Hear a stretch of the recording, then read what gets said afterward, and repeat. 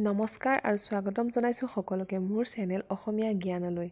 আৰু মই আজি লৈ আহিছোঁ আপোনালোকৰ কাৰণে 10টা মহৎ লোকৰ বাণী, যি আপোনালোকক জীৱনত আগুৱাই যাবলৈ বহুত সহায় কৰিব। গতিকে পলম নকৰি আহকচোন ভিডিঅ'টো আগলৈ চাওঁ।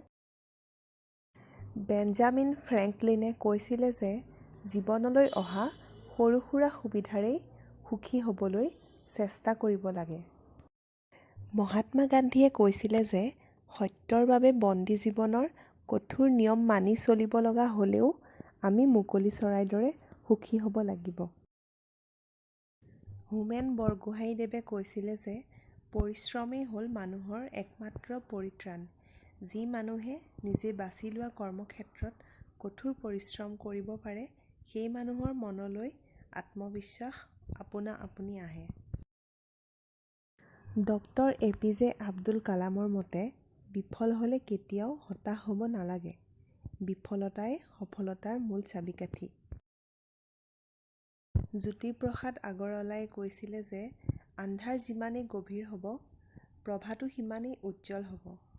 চাৰিওফালৰ পৰা অন্ধকাৰে আৱৰি ধৰিলেও ভয় নকৰিবা, পোহৰ হ'বই।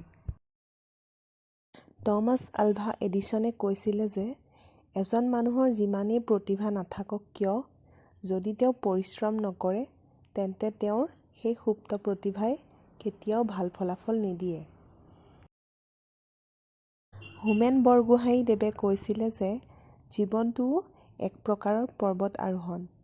অসীম দুখ কষ্ট আৰু দুৰ্লঙ্ঘ বাধা আছে বাবেই সি ৰোমাঞ্চকৰ।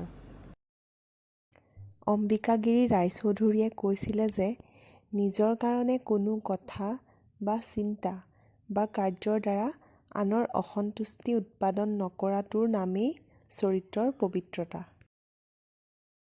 ডাৰউইনৰ মতে নিজৰ চিন্তাধাৰাক নিয়ন্ত্ৰণ কৰি ৰখাটোৱেই নৈতিক সংস্কৃতিৰ সৰ্বোচ্চ স্বৰূপ। জিম কৰবেটে কৈছিলে যে প্ৰত্যেক দিনাই জীৱনৰ শেষ দিন বুলি কাম কৰি যোৱা।